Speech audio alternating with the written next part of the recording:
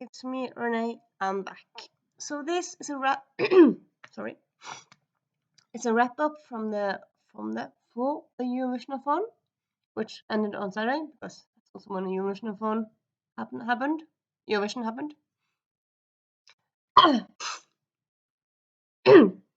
Sorry. So yeah, I've done some videos throughout, but I'm just kind of a little wrap up summary here. Really, I ended up doing 1, 2, 3, 4, 5, 6, 7, 8, 9, 10, 11. 14 countries, so that's not too bad. 2 of them I finished kind of way before the semifinals, so they didn't compete in the final.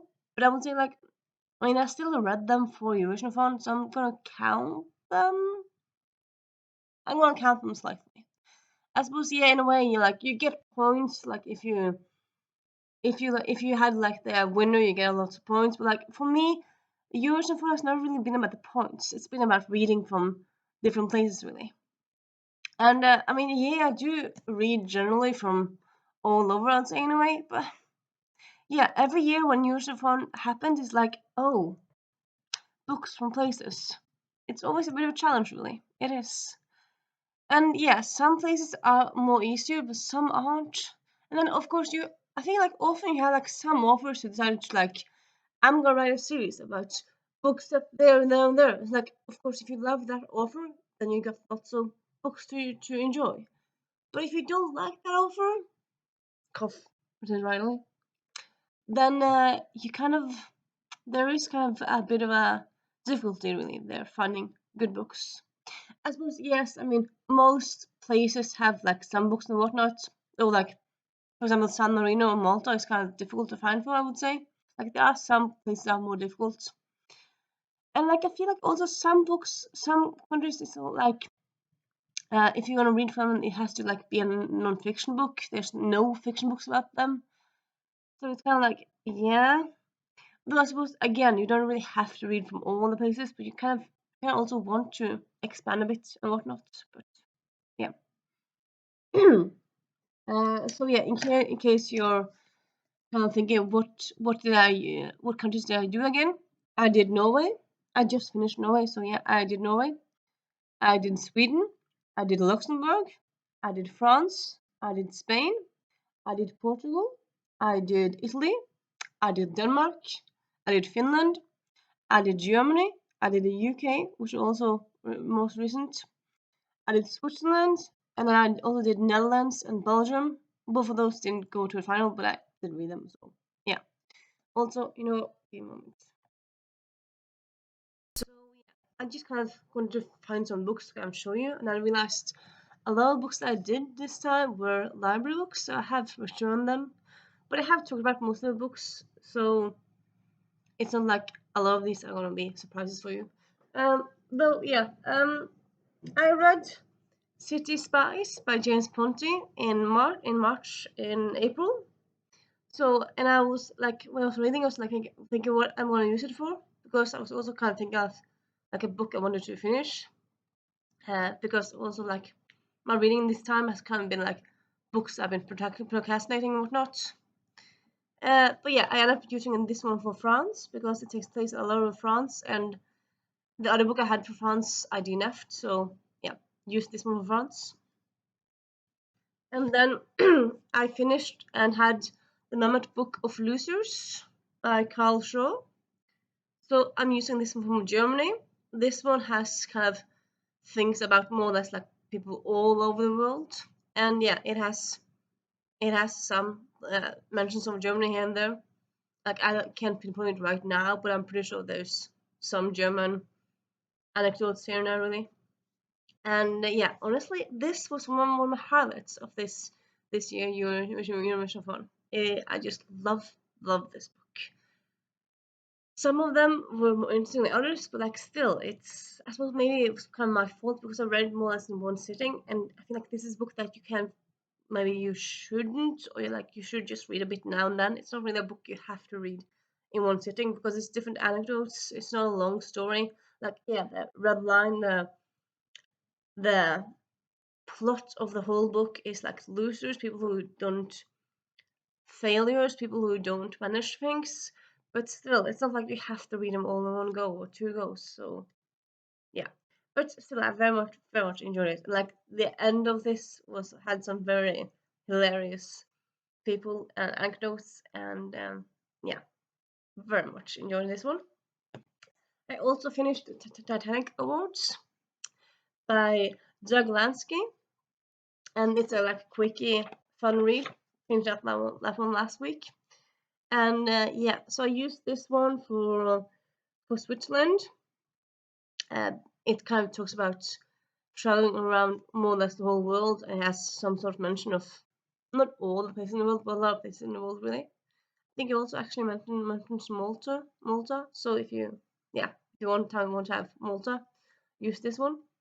And yeah, I very much enjoyed this. If you want a quick but quite delightful, fun book about travel failures, check out this book. And then I also finished Charlie Hernandez and the Golden Dooms. So I used this one for Spain. And yeah, honestly, I love the first and second book in this series. This being the third book, I didn't love it. Not as much as the first and second I enjoyed.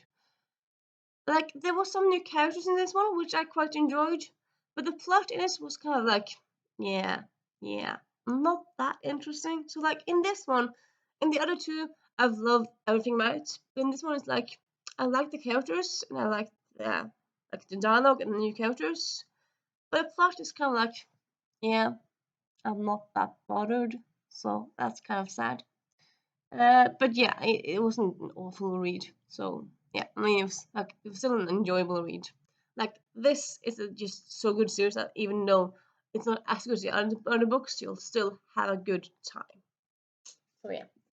Then I also finished 10 Tomatoes That Changed the World. So I used this one for Italy because it kind of was mostly about Italy, or like it was talking about tomato, but it was like Italy, and there was a bit about Spain and also about Mexico and the US. A bit about UK, but yeah, that's kind of the places I used. And yeah, in the beginning I quite enjoy this. After a while, I end up skimming it up quite a bit. Like after a lot of the chapters, I kind of felt like, yeah, not that interesting, not that interesting. Like the character, sorry, the author of this one, he's American. I kind of, in a way, kind of felt like very much like he was American because it talked about stuff like, yes, like you all know this tomato that's the tomato that everyone uses, like I didn't know that tomato was that popular. And then it turns out this one tomato from one place in Italy that's very popular in the States. And I'm like, uh, is a specific tomato the best tomato? I did not know.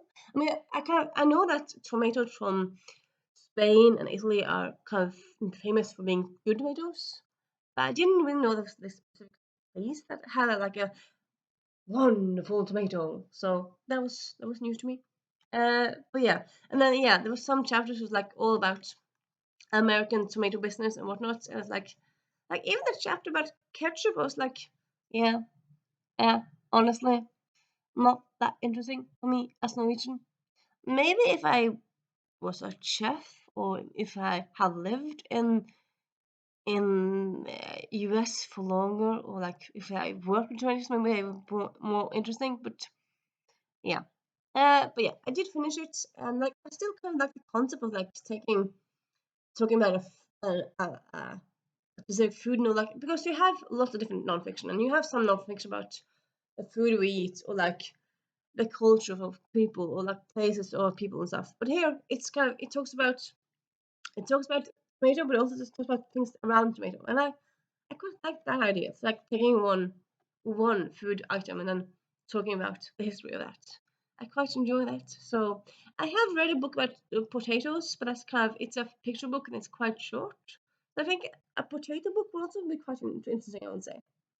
But yeah, use this one Italy, and yeah, and then we also have Jakob på Vippepunktet by Nina Borge. I used this one for Norway. Yes, I know I had planned another book. I mean, I'm a mood reader. What can you expect?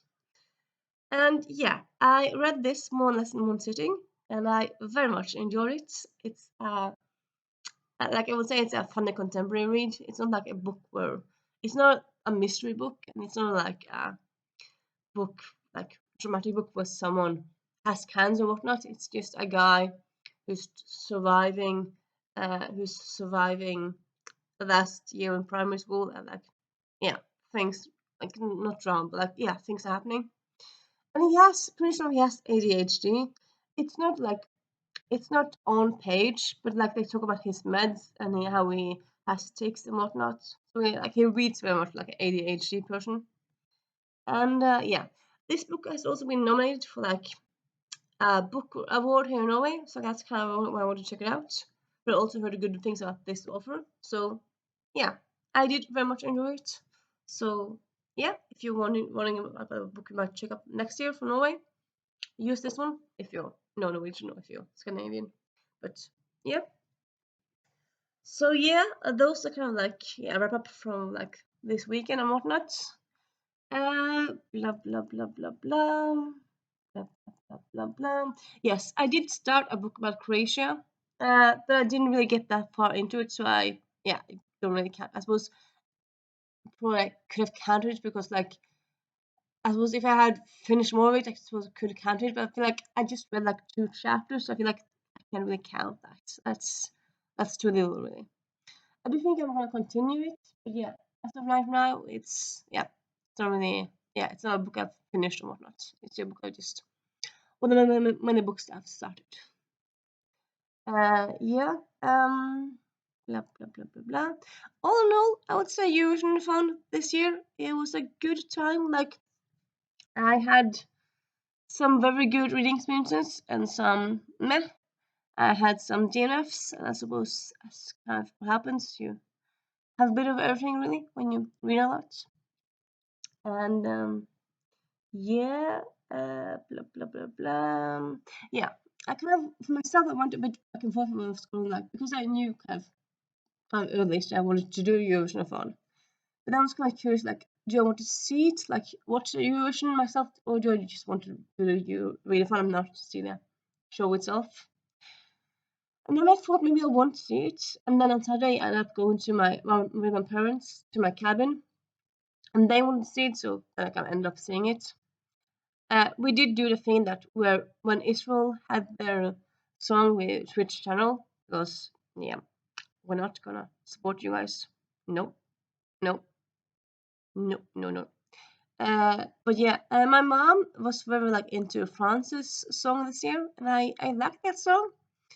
I had listened to like a lot of songs before, and I was kind of like I didn't really have a very specific favorite, really, I would say. But I did enjoy Switzerland, so I was quite happy that they won. I quite liked that song, and I also quite liked Latvia. So Lithuania. So I voted for them, and I liked Spain. I didn't love it, but I thought it wasn't a bad song really. I suppose yeah, you might think like Renee, I want to hear what you think about Norway. I mean Norwegian. Norway got last. Yeah, honestly, I'm not that bothered. Like for me, I kind of felt like Norway had better songs that we could have sent to Eurovision. Like when we sent that song, I was like, that's the song we're sending. I didn't really like that. I suppose in a way it's surprising because it had more it had like it was a favorite and whatnot.